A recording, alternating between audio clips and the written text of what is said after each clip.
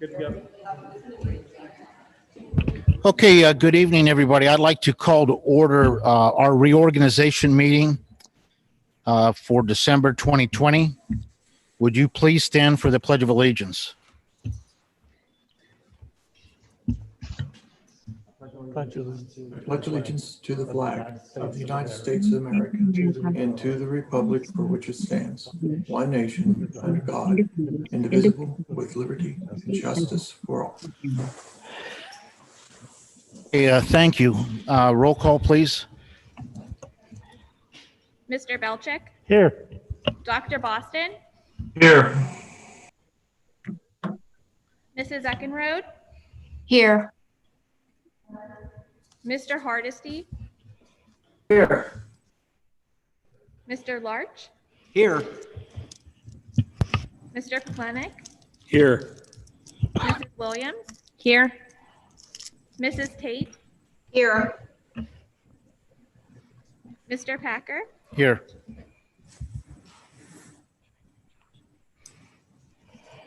Mr. Moscatello, Here.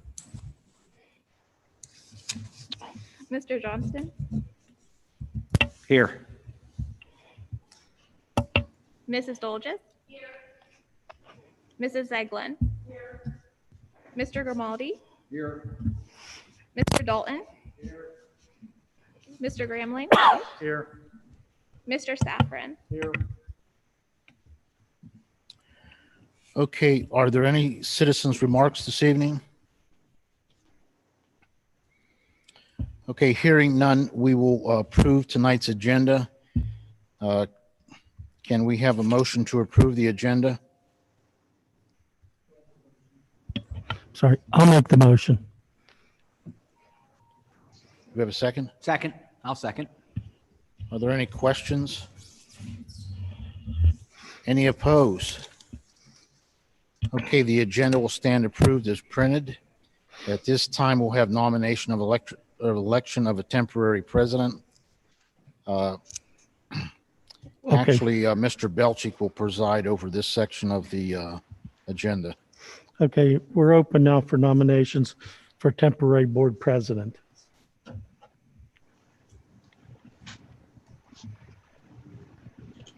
I nominate Ron Belchick. I'll second. Are there any other nominations? If none, the nominations are closed. Could we have a roll call? Mr. Belchick, Yes. Dr. Boston, Yes. Mrs. Eckenrode, Yes. Mr. Hardesty, Yes. Mr. Larch, Yes. Mr. Plenick, Yes.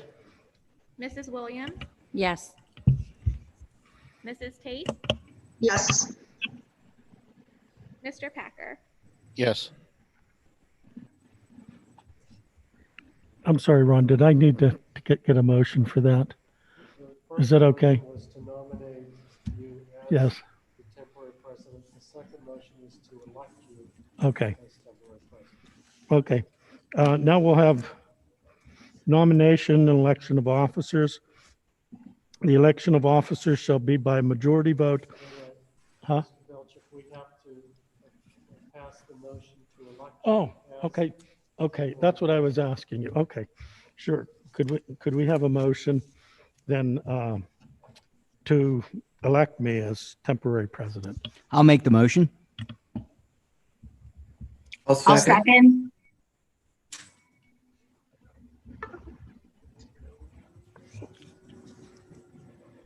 Any questions?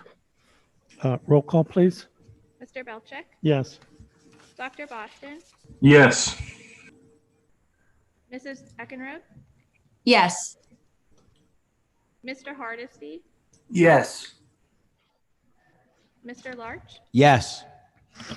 Mr. Plenick, Yes. Mrs. Williams, Yes. Mrs. Tate, Yes. Mr. Packer. Yes. Okay, now we'll have nomination, election of officers. The election of officers shall be by a majority vote of those board members present and voting. Board policy number 5. The school directors shall annually, during the first full week of December, elect from their members a president and vice president. The temporary president shall preside over nomination and election of the board president, and the president shall preside over the nomination and election of the board vice president. Okay, nominations for board president are now open. I'd like to nominate Robert Packer. I'll second that motion.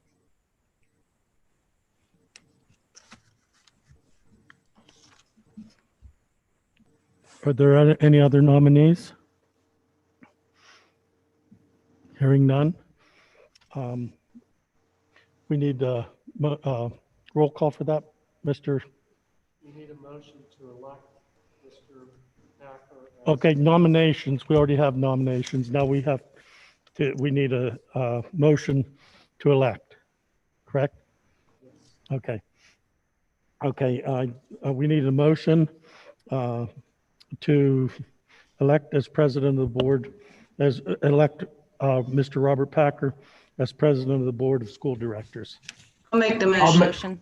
motion. There's our vote.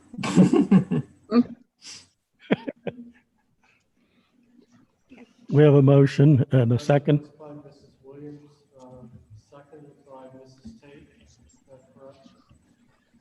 I believe so. Is that who seconded? She's not here. Okay. I'll second it. Okay, good. Okay, thank you. Could we have roll call now? Yes. Mr. Packer? Abstain. Actually, I went backwards. Mr. Belchick? Yes. Dr. Boston? Yes.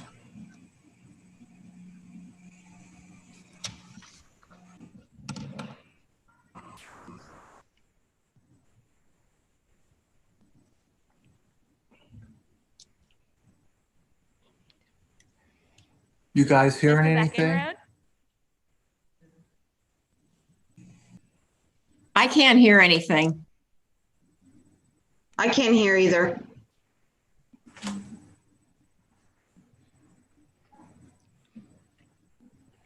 Why don't you restart the roll call? Okay. Can everybody hear me? Yes. Yes. Let's restart the roll call. Mr. Belchick? Yes. Dr. Boston? Yes. Mrs. Eckenrode? Yes. Mr. Hardesty? Yes. Mr. Larch? Yes. Mr. Polenic? Yes. Mrs. Williams? Yes. Mrs. Tate? Yes. Mr. Packer? Abstain. Motion carried. Congratulations, Mr. Packer. Mr. Packer will now preside over the election of the vice president. Okay, at this time, we will take nominations for the board vice president. I'd like to nominate Ronald Belchick. I'll second. Okay, do we have any other nominations?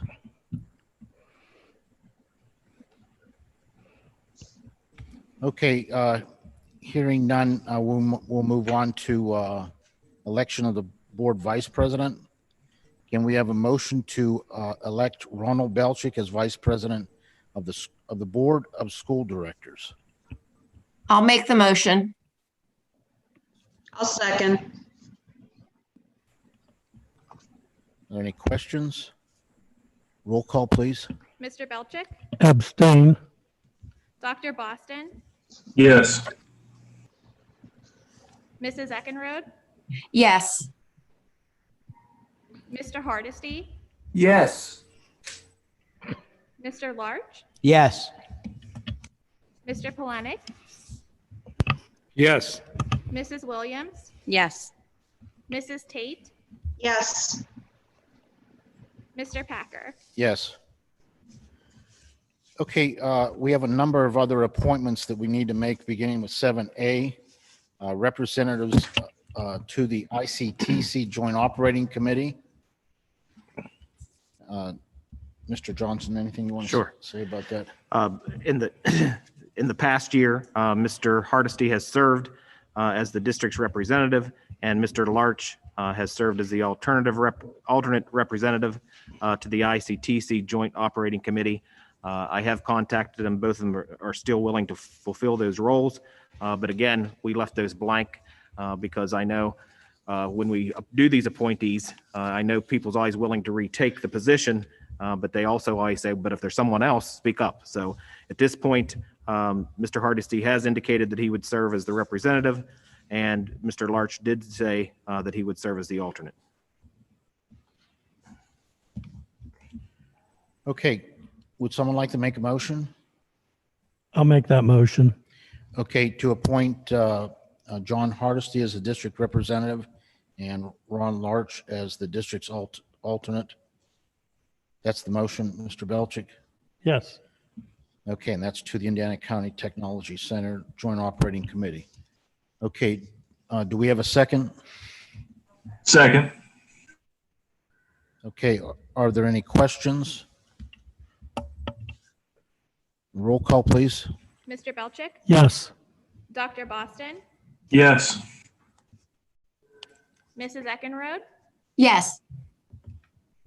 Mr. Hardesty, Yes. Mr. Larch, Yes. Mr. Polenick, Yes. Mrs. Williams, Yes. Mrs. Tate, Yes. Mr. Packer. Yes. Motion carried. Okay, 7B, Tax Collection Committee. Can we have a motion to adopt in its entirety the Tax Collection Committee Voting Delegate Appointment Resolution that is attached herein, and which resolution is incorporated and made part of the official minutes of the meeting, and further to appoint the following individuals as the Tax Collection Committee delegates. Primary voting, Mr. Joshua Moscatello. First alternate voting, Mrs. Nicole Peterson. And second alternative voting, Mr. Darren Johnston. I'll make that motion. I'll second it. Okay, we have a motion and a second. Any questions or discussion? Roll call, please. Mr. Belchick, Yes. Dr. Boston, Yes. Mrs. Eckenrode, Yes. Mr. Hardesty, Yes. Mr. Larch, Yes. Mr. Polenick, Yes. Mrs. Williams, Yes. Mrs. Tate, Yes. Mr. Packer. Yes. Motion carried. 7C, Agriculture Advisory Committee. Currently, Mr. Hardesty serves in that role. Can we have a motion to appoint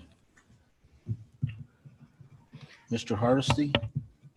Are you willing to do that again, John? The Agriculture Advisory Committee? Yes, I'm very willing. Okay. Can we have a motion to that extent? I'll make the motion. And I'll second. Okay. Any questions? Roll call? Mr. Belchick, Yes. Dr. Boston, Yes. Mrs. Eckenrode, Yes. Mr. Hardesty, Yes. Mr. Larch, Yes. Mr. Polenick, Yes. Mrs. Williams, Yes. Mrs. Tate, Yes. Mr. Packer. Yes. Motion carried. Okay, PSBA liaison. Currently, Mr. Hardesty also serves in that position. Someone Now, like to this make a is motion? one, well, let's hold on a second. This one is one that if anyone has a overwhelming desire to serve on that, I'm would be amenable to that if I have such a choice. Otherwise, I'll be happy to do it. I haven't really done a lot in the last year, but it's been a difficult year to travel and whatnot. But good enough for me if it's good enough for y'all. Does anybody else have any interest? Sounds like you're it, Mr. Hardesty. Okay, let's do it. Double your salary. Yeah, thank you. Okay, can we have a motion to name John Hardesty as the district's PSBA liaison? I'll make the motion. Second. Second. Motion by Deborah Tate, second by Ron Belchick. Questions? Roll call. Mr. Belchick, Yes. Dr. Boston, Yes. Mrs. Eckenrode, Yes. Mr. Hardesty, Yes. Mr. Larch, Yes. Mr. Polenick, Yes. Mrs. Williams, Yes. Mrs. Tate, Yes. Mr. Packer. Yes. Motion carried. Okay, and 7E, representative to the Aaron Intermediate Unit 28 Board. Currently, Mrs. Eckenrode serves in that position. Are you still interested in serving that position, Jill? Yes, Bob, I will. Thank you. Okay, can we have a motion to appoint Mrs. Eckenrode to be the district's representative on the Aaron Intermediate Unit 28 Board of Directors? I'll make the I'll make the motion. motion. I'll second it. Okay, Motion by Ronald Belchick, seconded by John Hardesty. questions? Roll call. Mr. Belchick, Yes. Dr. Boston, Yes. Eckenrode, Yes. Hardesty, Yes. Mr. Larch, Yes. Mr. Polenick, Yes. Mrs. Williams, Yes. Mrs. Tate, Yes. Mr. Packer. Yes. Motion carried. Okay, resolutions. The first one is designated depository for school funds. Can we have a motion to name the banks below as the depositories of the district funds for 2021? Marion Center Bank, First Commonwealth Bank, Pliget Investments, CNB Bank, Wells Fargo, Wilmington Trust, InFirst Bank, S&T Bank, and PNC Bank.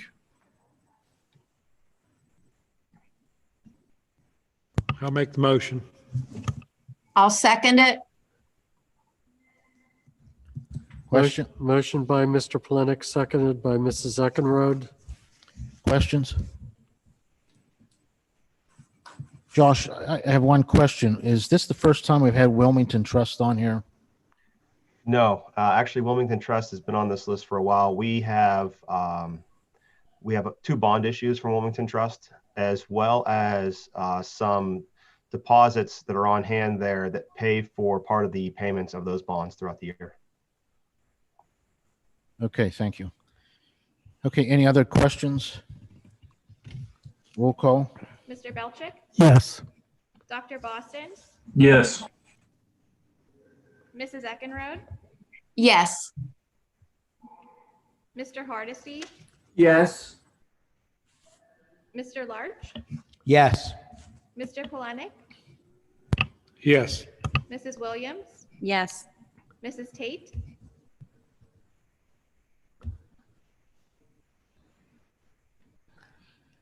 Mrs. Tate,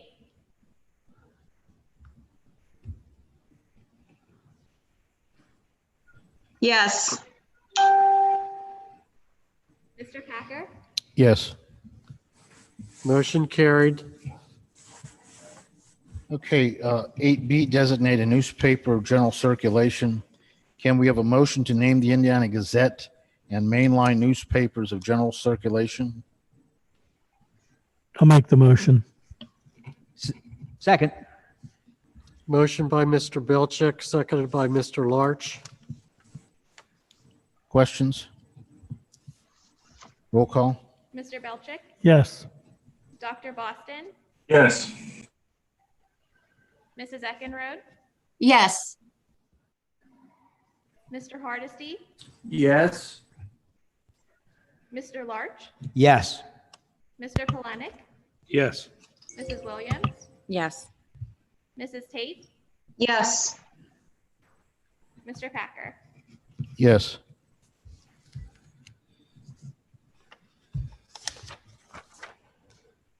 Okay, 8C, designated day, time, and place for regular board meeting. Can we have a motion to designate the regular board meetings as the second Thursday of each month at 7 PM in the district office boardroom? So moved.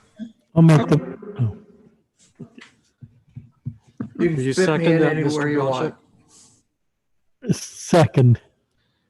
Motion by Mrs. Tate, seconded by Mr. Belcheck. Questions? Roll call.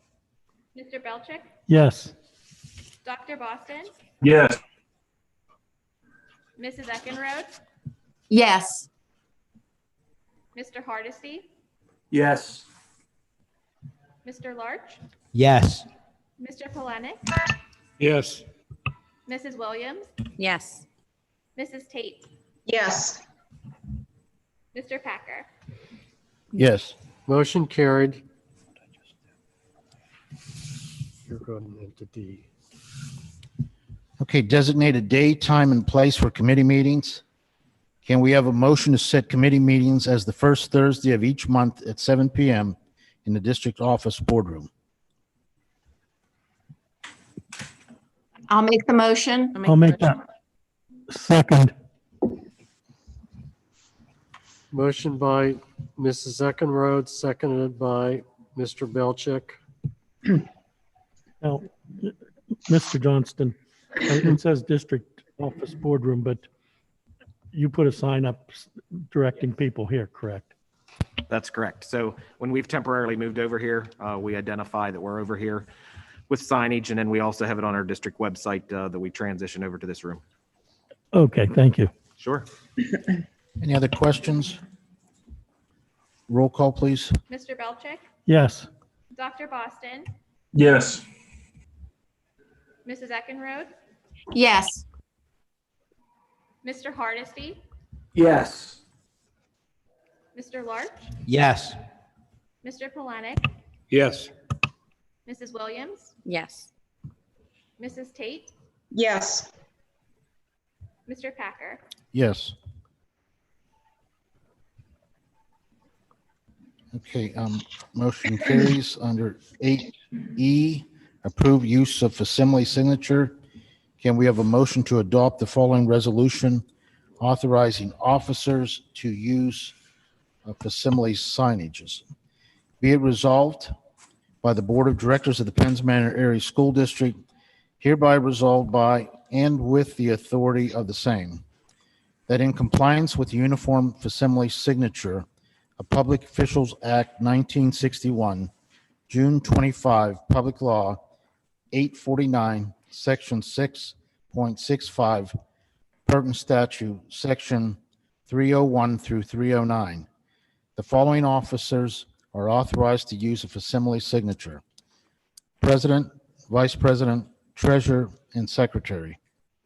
Further be it resolved that the President, Vice President, Treasurer, and Secretary are authorized to file an appropriate affidavit with the Secretary of the Commonwealth of Pennsylvania in accordance with the Uniform Facsimile Signature of the Public Official Act 1961, June 25, Public Law 849, Section 665, pertinent statute, Section 301 through 309.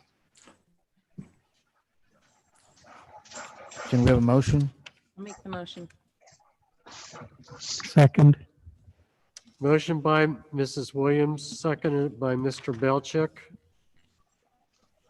Questions? Roll call?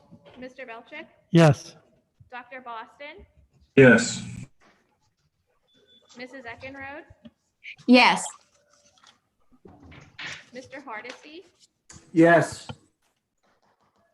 Mr. Larch, Yes. Mr. Polenic, Yes.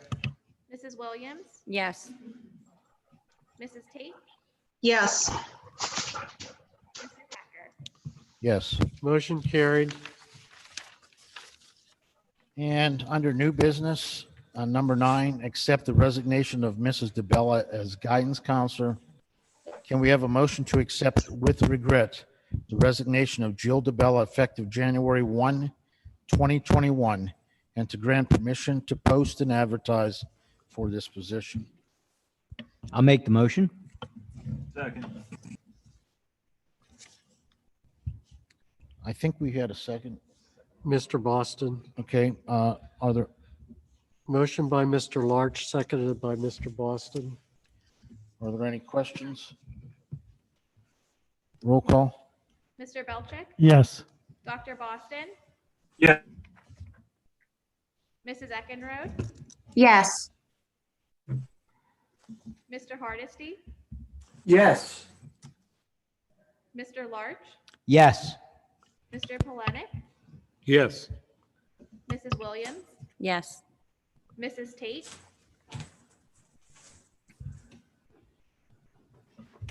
Yes. Mr. Packer. Yes. Motion carried. Okay, and then for your information, there's a list of the board members under item number 10. And that concludes our business. Is there anything else that we need to address this evening? Isn't this the meeting where we can vote Mr. Saffron up or down? No. I know you like to do that every month, John, but I'll wait. I'll wait. if there's no other business that we need to address this evening, this meeting is adjourned. And we will move, I guess we'll move right into our committee meeting, if you're okay with that. I'm fine with that, yeah. Okay, and I will turn the agenda over to Mr. Johnston. Okay. And again, before I start going down through the committee agenda, Mrs. Peterson and Mr. Saffron, totally your call if you want to stay through the committee. You won't offend me by all means, but you're both certainly welcome to stay if you want. Okay, with that said, we'll start to go down through the committee meeting agenda. First, under program presentations, I just listed there our current program status. Because of the situation, of course, that we're in, I would just like to give a little bit of background where we currently are status-wise when it comes to both buildings of the district and enrollment. And before I do that, let me just explain that we've certainly communicated to you in the board email in regards to a attestation form that Mr. Packer and I needed to sign. And by signing that, we had two choices to continue in-person instruction for students or to move to 100% remote learning. It was our decision, going along with the health and safety plan that we have established, that we would continue to do in-person instruction. Under that category of in-person instruction, we had to make sure, and we'll have to continue to make sure, that we abide by two stipulations and under that in-person. First is the enforcement of face coverings for all people in attendance at school. Second is that we would follow the recommendations from the Department of Health in handling positive COVID cases. And I've described this before, what the routine that we go through when someone has identified to us that we have a positive case within the district. So let me just go through that real quickly again. And again, I have to applaud parents of our community, the open communication to us. You've done exactly what we would ask you to do. You've clearly communicated with administration, which allows us to quickly know even before we're hearing from the Department of Health that we have a positive case and that we need to quarantine folks. So again, have to say thank you to all parents and guardians out there for making that happen. In handling cases under that second stipulation of having in-person instruction, is that not only will we handle case by case that way and inform people that they are in contact tracing list and being quarantined, we also will have to follow the regulation for either one of our school buildings because we're following the actual grid that I sent to you as board members for enrollments of each of our buildings because they're under 500. Not only is that has been a recommendation by the Department of Health, it is now a requirement as we sign that attestation form. So as parents that are listening out there, we certainly will be following the following criteria for each building. And it is this, first of all, if we have one case within the building, we will certainly go through the procedures I described and we'll continue to have the building open. Should we have 2 to 4 cases within a building, again, there's a little bit of leeway that we need to take action and move some way to understand that we have those cases and try to mitigate any further positive cases within the district. But I will have to tell you as parents, you need to understand this, that if we have 5 cases in a building, we will move all of our students to remote learning during that period of time. And again, the stipulation within that that the Department of Health has provided for us is that we would take a look at doing that anywhere from 7 to 14 days that we would move to full remote. So I do just want to go through all that again, give our parents a heads up that is the way we've been operating. We have one other time closed the high school just because of lack of staff.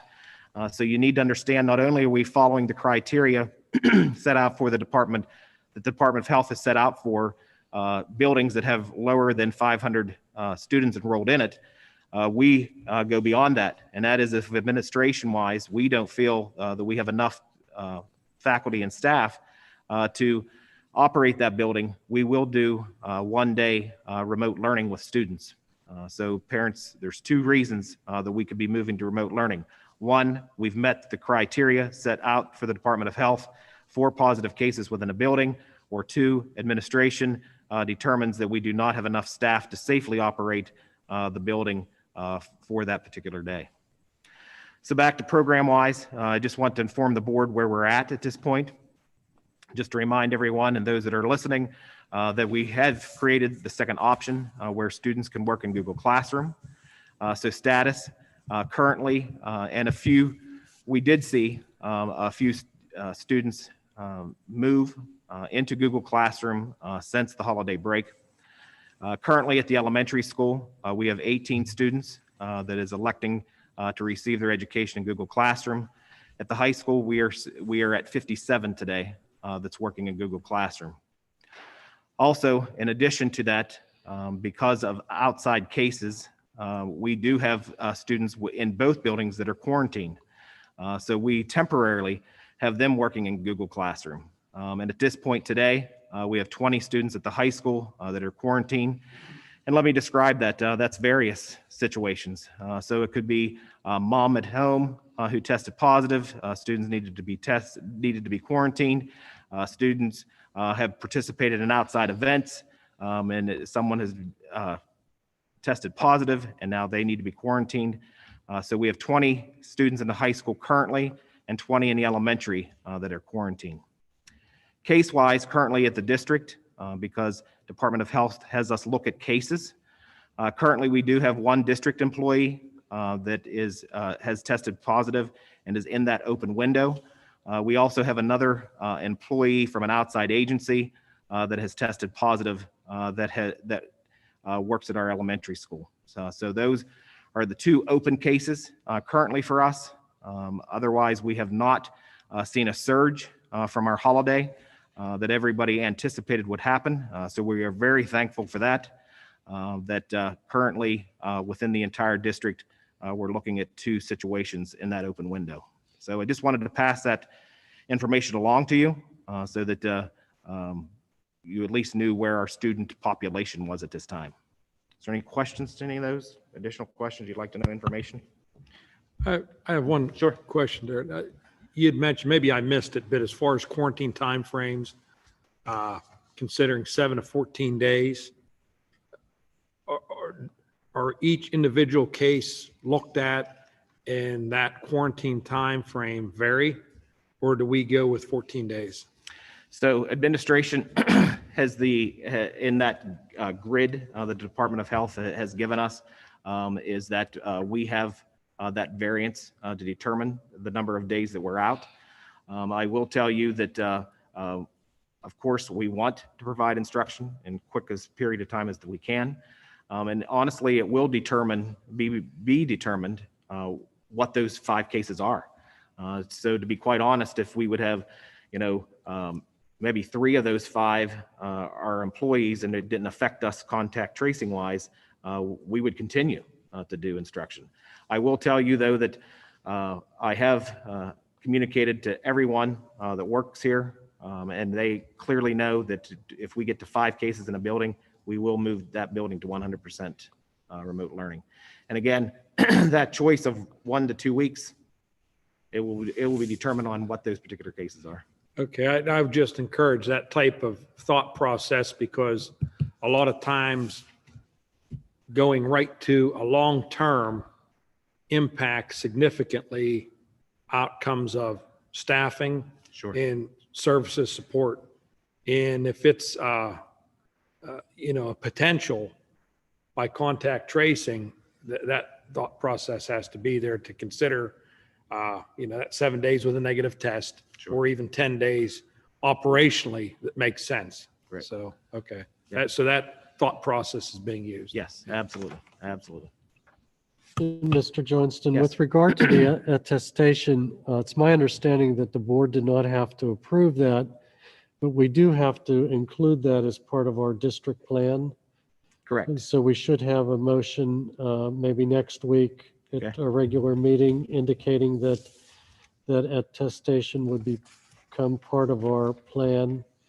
And then also, just so the board's aware, if we go from in-person to remote learning, we do have to file a new attestation with the Department of Education saying that we've moved into that new scenario.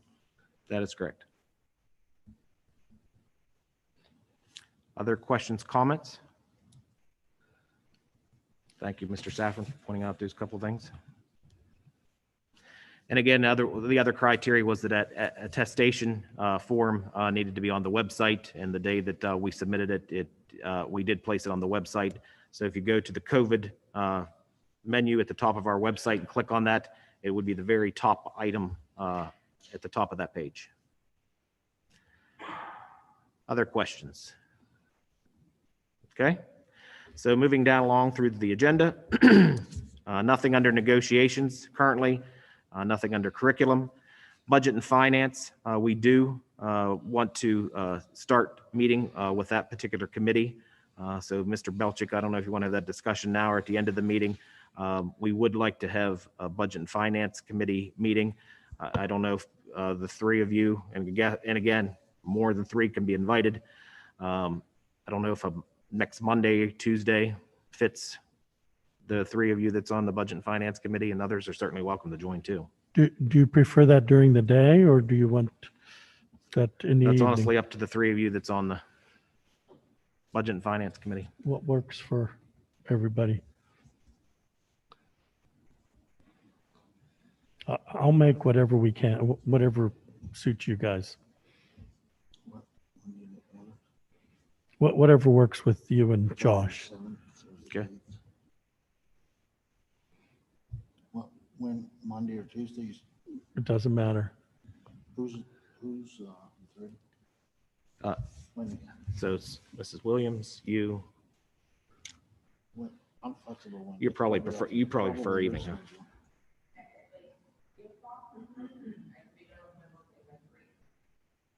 Okay. Does that work? Works for me. Do you want it at 3, or 3 works? Okay. I'll do 3 o'clock on Tuesday. On Tuesday? Mr. Muscatello, does that fit your schedule? Tuesday at 3? That's fine with me. Thank you. Do you guys want to do it in person, or do you want to do a Zoom meeting?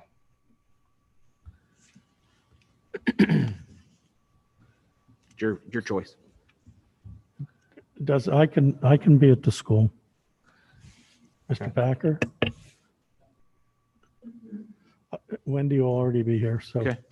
uh, Well, we'll just plan on having it in the boardroom spaced out. And if anybody wants it to remote, just get a hold of Josh or I by the end of the day, Monday. So we have it set for Tuesday. Okay, sounds good. Thank you. And then if there's any other board members that want to, you can stop in, or if you want it set up as a Zoom, we can certainly have you join. Just let me know. Okay, next, moving to buildings and grounds. Just want to update you on the removal of the IT tower. I have communicated back to Mr. Wagner at the IU. We have been in communication with the county. The county has determined that they have no use for the tower that is on the elementary roof. And just to remind you, that was part of how we received our internet in the past. So as I communicate with Mr. Wagner, and ultimately it's coming down. So we just need to talk about who's doing that to get that taken off the roof, and we'll keep you updated. Questions? Next, information. Just want to update you. Just if you recall, back at the beginning of the year in August, July or August, we passed a motion that we would hire the lens company out of Cambria County to come up with drawings and scope of work to remove and provide a new electrical service at the field on our school property. Currently, there is a lot of electrical work. If you recall, anytime you go into the stadium, if you look to the left and you see power service poles off to the left, and it's enclosed in wire that has blue ribbon through it. Inside there, what we're trying to do is to eliminate that for safety reasons. What does that look like? Because we have overground electrical service or above ground electrical service going from a pole out back to the stadium. And what we're wanting to do in that project is to eliminate that overhead service and put underground service in. So I just wanted to update you that the Buildings and Grounds Committee has taken a look, and we have received a timeline. The next step is that the lens company will provide us bid documents that we'll share with the Buildings and Grounds Committee. We'll also share with Mr. Safran before we move forward. But I just wanted to update you that that's how we're progressing. And the timeline looks like that we would go out to bid like in February. And again, lens company out of Cambria County will assist us with that. And as soon as we get that draft of a bid packet, we will certainly share that with Buildings and Grounds and also with Mr. Safran before we move forward. Any questions on that item? Okay, I just want to also add under a new item that I don't have listed there, basketball fence repair. We just got a quote today, and let me go back to explain to you that the Wednesday before Thanksgiving, we did have a vehicle come off the highway into the elementary parking lot and actually go through the fencing into our basketball court. I'll just pass hard copy pictures around. I think I probably shared some in an email with you, but we have hard copies. So what we would like to do as we're working through identifying who that person is and then probably approaching them for paying of cost is to get that work taken care of. So today we did get a quote. Mr. Dalton got a quote from Red Rock Fencing Company and a quote to repair the fencing that the automobile went through the basketball court would be $1,540. And I'll certainly, since it isn't in your packet this evening, I'll make sure that we take that quote, copy that, attached to the agenda, and I'll also email it to each one of you tomorrow. Would like to add that to the agenda for next week to have that approved if you're all willing. So is there any questions, comments? if you have any questions or comments on it, I will tell you that Buildings and Grounds also had some discussion, and we will move forward with taking a look at either guide rail or some type of thing that we will put out along the parking lot and then towards the playground area, just as a safety precaution, because in the matter of 2 years, it's been 2 vehicles that come off that highway and off the bank and into the yard. This one actually come through the yard, parking lot, and clear into the basketball courts. So we do want to take a look and putting some type of barrier up for safety precautions. Any questions, comments? Do you have any idea who it was? So Mr. Dalton, because we've been doing all the COVID things, Mr. Dalton graciously took upon himself to be the one that day to contact the state police. He has turned all that in. We do have pictures that Mr. Muscatello and Mark and some others have already given to the police. So we're pretty much able to identify all of the numbers and letters except for 2 on the license plate. So they're continuing to work. I mean, unless you in the last 6 hours got an answer from state police.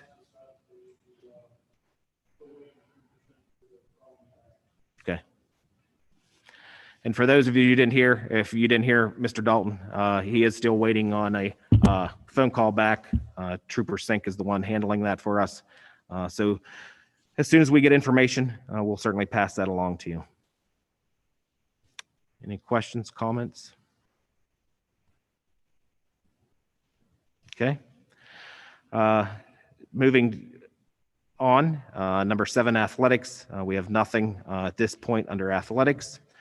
Transportation, we do have a driver listed at this point for you to approve. And moving on through to the agenda under new business, and you do have handouts either in the system or hard copy in front of you. So we would like to purchase a postage machine for the district. And if you take a look at that proposal that is listed there, and it's page 4, I believe. Yes, page 4 identifies the cost for that postage machine. Mr. Muscatello, is there anything that you wanted to add? Any details to it? Yeah, this is sort of a one-to-one replacement of our current device, which is the lease expired, I think yesterday or maybe tomorrow.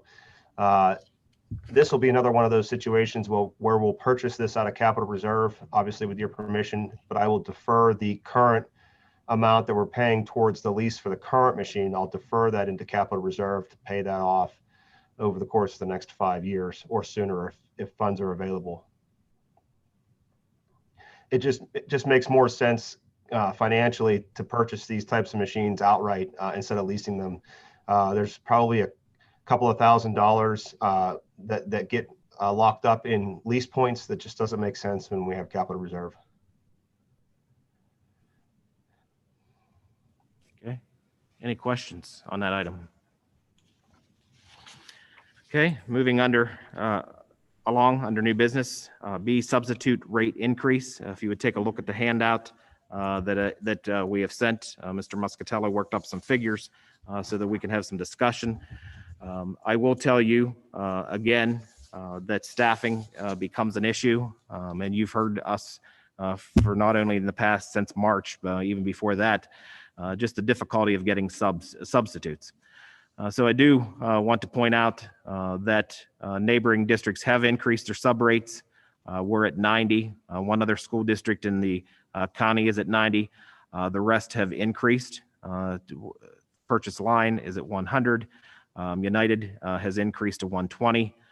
So I just want to point out that Mr. Muscatello come up with some rates that I would like to get down through. And if he wants to give any details to it also, I do think in order to keep up, and again, I'm not asking us to go drastic, but it's a point that we just need to keep up, because when I truly think about this, I don't know that it's the fact that there are subs out there to get, but in turn, the few that we do have, I certainly would not want them leaving us, because if the just handful that we have leave us, we will have a lot of days that we determine that we can't safely staff a building. So if you would just step along with me in that first block. So our current rate is $90. One of the things that Mr. Muscatello had indicated on this chart was actually ranging and increasing bonus rate if we would think and keep our rate at 90. So that's an option. And you can see what that totals out to and how that affects the pay rate out at the right. Next, if we would increase, going down to the next box, he is placed in that base rate. If we increased our base rate to 100, you can see what those calculate out. If we would increase to 110, you can see what those would calculate out to the right, and et cetera onto the next chart at 120. So, Mr. Muscatello, is there any details that you want to add to that discussion? And then we'll open it up to see the thoughts of the board. Sure. Thanks, Mr. Johnson. I would just say that in trying to put together something that incentivizes a substitute teacher to work for us over another district, let's say they have competing jobs for the day. This particular incentive may encourage them to select our district, and here's why, if you haven't already figured it out. So if you look at just the first box there, day 1 through 20, they're just going to get paid $90 a day like they're getting paid now. But once they work that 20th day, we will then incentivize them for working that 20th day by going back and paying them an additional $15 per day for the previous 20 days. So for every level that they achieve, we go back retroactively and pay them for those previous 20 days, or level 3 is 30 days, level 4 is 40 days, and then level 5 is 66 days. So it sort of incentivizes them to choose the Penns Manor job over maybe another district, because the more they work for us, the more they get paid. Now, I do want to caveat my conversation by telling you that these aren't consecutive days. These are days over the course of an entire school year. So if somebody worked 20 days over the course of a school year under this model, they'd get paid $2,100, and that's it. If they worked 40 days over the course of the school year, they'd get $2,100 and then $2,200. So they get $4,300 over the course of the school year. Somebody who works 177 days, subs 177 days, under the first scenario would get $20,800. Just so you know, Mr. Johnson already pointed it out. Right now, the rate is $90. If we multiply that by 177 days, we find out that this model incentivizes a substitute teacher by giving them an additional approximately $5,000 to sub for us every day of the school year.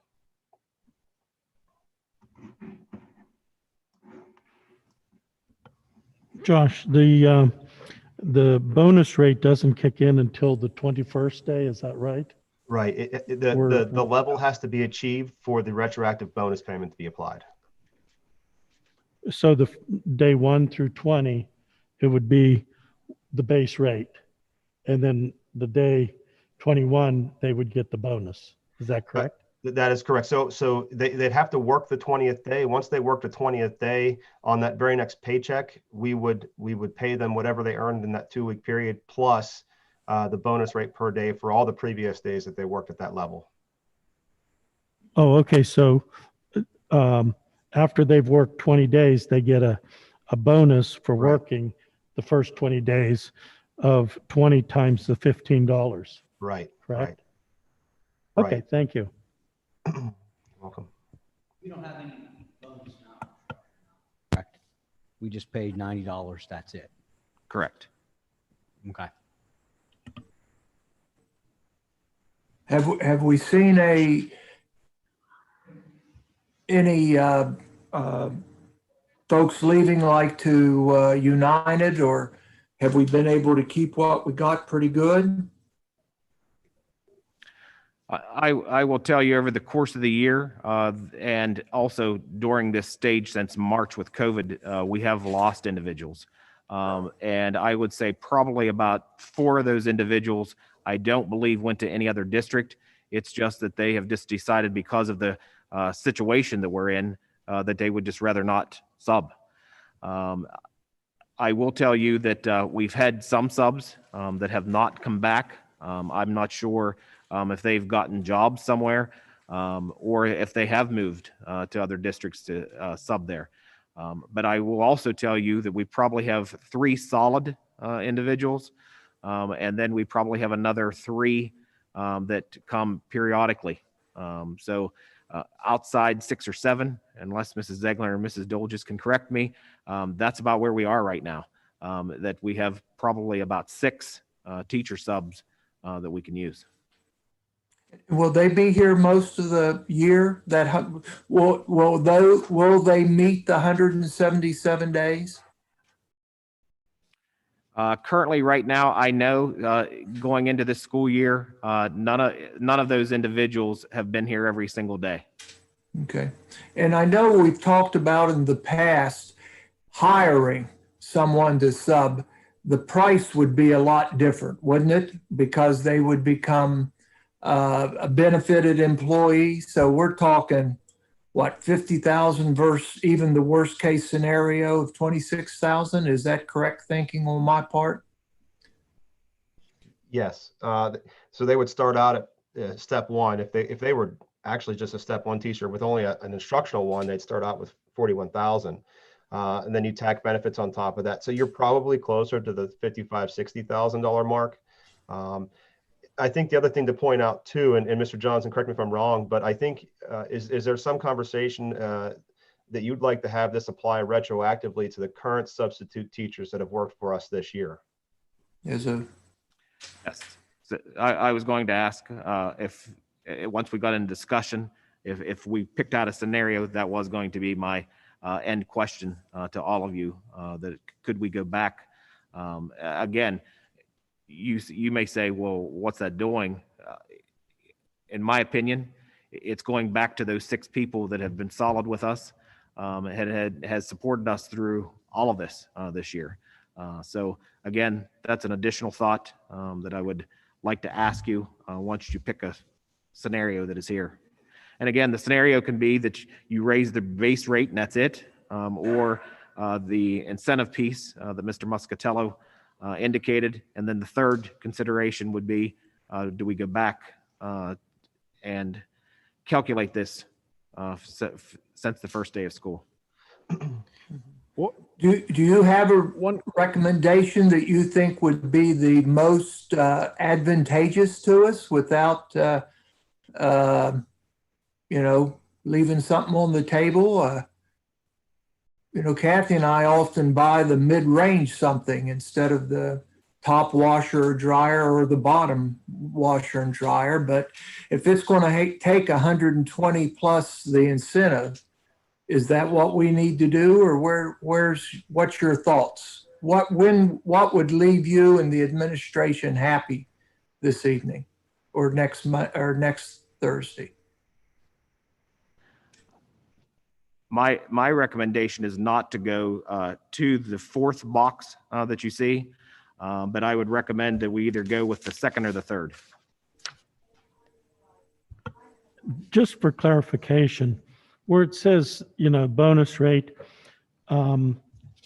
they get the bonus rate for the first 20 days after they work 20. Correct.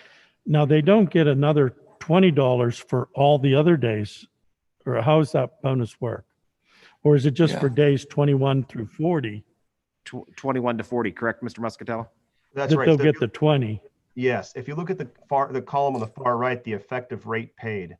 So once you've achieved your milestone, whether it be the 20th day, the 40th day, the 70th day, the 110th day, or the 177th day, that those effective rates are paid only on those days earned at that level, and only paid at that effective rate once they've reached the top of that level. So let's use an example. Let's say you have a really great substitute teacher who works, let's say 105 days. So they will get paid for 20 days at level 1, which that will actually be at 20 days times 115, which is 100. I'm using the second box, $100 plus the $15 rate. Then at some point in time, once they've reached their 40th day, once they've worked the 40th day, they would get paid for 20 days at $120. Okay. But for those days, they wouldn't have gotten paid $120. They would have gotten paid $100. Once they reached the 40th day and worked the 40th day, they would then be retroactively paid, or they would be bonused an additional $20 per day.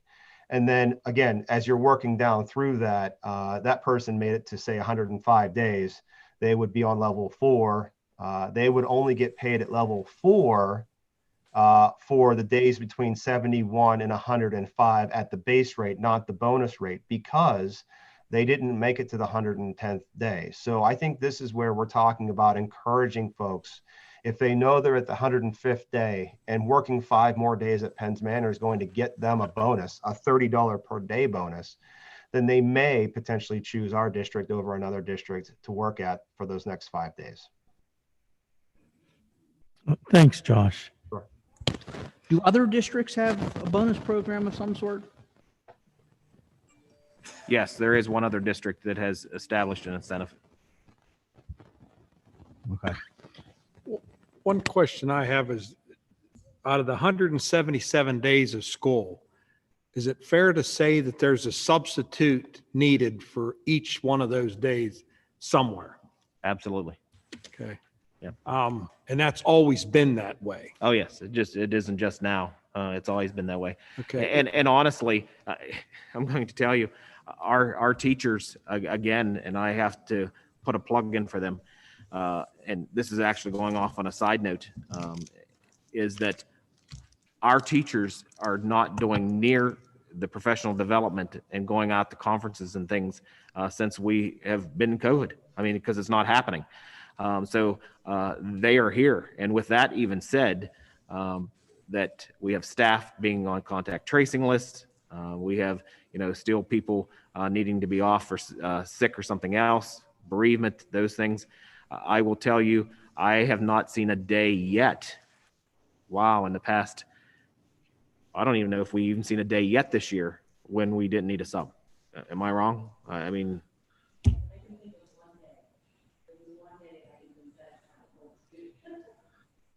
So there was always a need, yes. and there's been multiple times that there's been a shortfall yes. of teachers. Yes. So when I look at all this, and that the bonus thing is a good thing, but I'm just wondering, you could pay somebody $400 a day and you'd still have a need. Sure.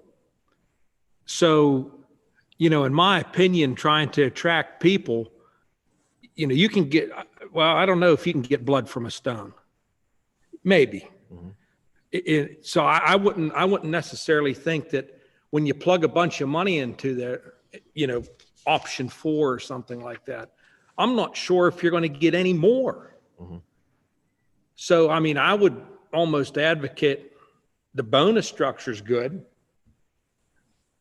And if you want to compete with the neighbors at $100, option 2 seems to be reasonable. Mm-hmm. But I can't say for certain that you'll still, those solid 6 you'll probably still get.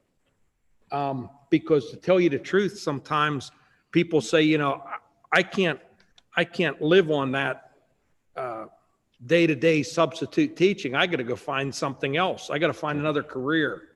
And I would almost guarantee you, out of those 6, how many are retired teachers? Actually, that's another thing I should point out. Of those 6, those are all individuals who are guest teachers or retired teachers. So what I'm saying is, except for one, I take that back. We do have one that isn't. So the folks that you're attracting are ones that have nothing better to do, but this is great Christmas money because I have nothing else going on. So if you're trying to attract other people in, I don't think there's any amount of money if there's nobody there, unless you give them a position. Mm-hmm. And I don't think that we're looking at that because if you have multiple subs needed, you can't hire multiple teachers. Correct. So bonus structure is good, trying to keep up with the locals. I would look at it, you bump it and give them an option for bonus, and that's the best that you can do right now. Analyze it and see, and if you say, holy smokes, we're getting all kind of people knocking the door down, and we're doing a good thing. Sure. That's my opinion, because I don't think we can solve this with one fell swoop. I agree. Just to add to that, we do the guest teacher program at Aaron, which we're getting ready to do again here in January. I will tell you, when they come in through the guest teacher program, they already know which districts pay the most, and that's where they want to go. So they will come in and tell us, well, I want you to send me to do my observation period. I want to go to Indiana because I want to get in there because they pay the most, or I want to go to United, or I want to, and they usually know coming in and they do their research. So just putting that out there too, that they are aware of what districts are paying a little more.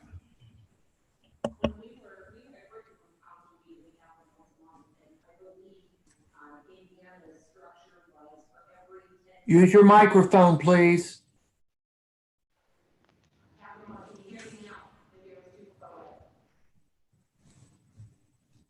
Can you hear her? Her microphone's on. Can you hear? No. Nope. I have to go to a different microphone.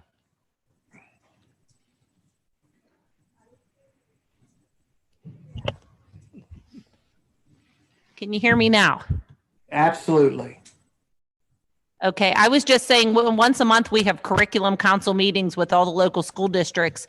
And I believe Indiana's bonus was for every 10 days subbing, they got $125 bonus, cash bonus for every 10 days. So a lot of the schools are doing that. And I know my husband teaches at Indiana, and every time he has to take off, he'll no sooner put his day in and he says, oh, I have a sub already. He really, I mean, I know everybody's short of subs, but I've yet to see him struggle getting a sub. I don't know.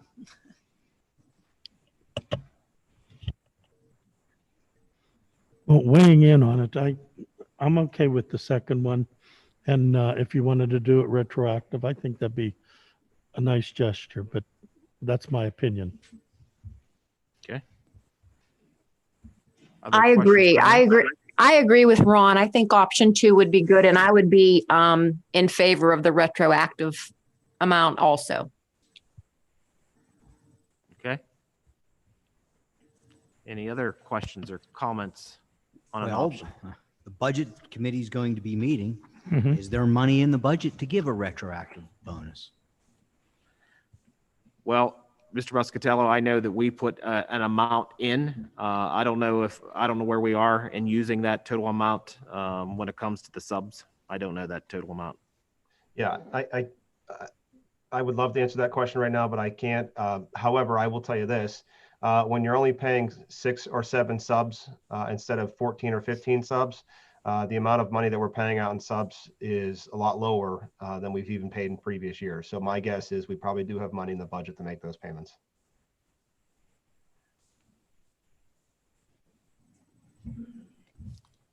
Other questions, comments? Okay, so I'm hearing going with the second box. So we'll formulate that as a motion for next week unless someone or a majority of you disagree. Okay. What was Mrs. Zeglin's, what's Indiana, 100 and what for 10 days?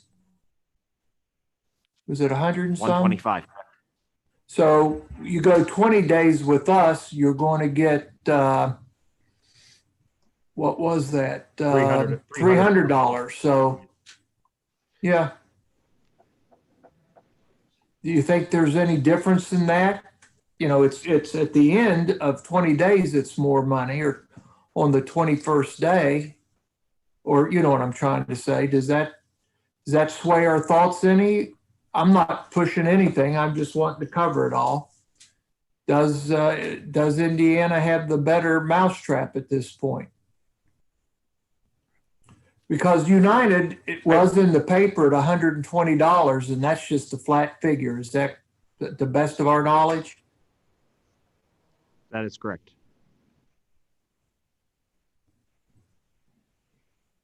Okay. Other comments, questions, thoughts? Everyone's comfortable with the second box? I think we ought to have the caveat, you all monitor it and let us know. Because, you know, we're going up, others will have to go up. The other $90 an hour school is going to have to go up and have to see other things. And I think like Mrs. Williams said, and like Mrs. Dolges, folks are going to know what each district's paying and where they ought to go, just like they know where our starting salary is. So I think Mr. Polenick said this isn't going to be the end all. This is just getting us back in the game. I'm done. Okay, nope. We will certainly tell you how that works out as option number 2. I mean, it'll take us some months, but we will certainly Sure. let you know how that works. Okay, next under letter C, and we'll talk about that more in executive session, but we do have a request for leave. Letter D, we do have a request to add to the list of fitness center monitor. That would be Yanessa Shabik. So that'll be a motion. And then letter E, it is that time of the year, December, where we distribute superintendent's evaluation forms. I do have those at the places of those that are present. Those of you that are online, just send me an email, whether you want us to keep that and pick up or you want us to throw it in the mail, just send me an email. And again, inside that envelope is the job description of the superintendent and the tool that we always use for the evaluation tool. And then please, we just have, your envelope is not sealed, but when you've completed it, seal it up. And then you can either bring it next week here and I'll get them to Mr. Hardesty because he serves as the chair. Or if you would like to get them some other form or fashion to Mr. Hardesty, we'll get them to him. Questions? Okay. Next, and we've done this in the past, it's that time to approve small game of chance resolution that we've done in the past. And that actually is a handout too, that you can take a look at that particular resolution. Is there any questions on that, or Mr. Muscatello, is there anything that you wanted to add to that one? Nope. Okay. Questions on that? Okay. And that's all I have for the committee meeting. Go ahead. Mr. Johnston, on the Yes. valuation, again, just so I know who's turned in, identify yourself somehow on the outside of the envelope and it'll make it easier. So, I know to hit up so-and-so, da-da-da, if we are short one. Yep, we made it easier for you, Mr. Hardesty, this time. I had Julie put stickers right on the front of the envelope with the name. Thank you very much. Thank you. Sure. Yep. And then the small game of chance. Anything else for the open agenda? I do have one item or two to talk about in executive session as related as I just went through it. But is there anything for open discussion? Any other items? Okay, if not, that's all we have then for the committee meeting, Mr. Packer. And we will need to do an executive session for a few minutes. Okay, if you could just give us a few minutes to have Dave reconfigure. Thank you.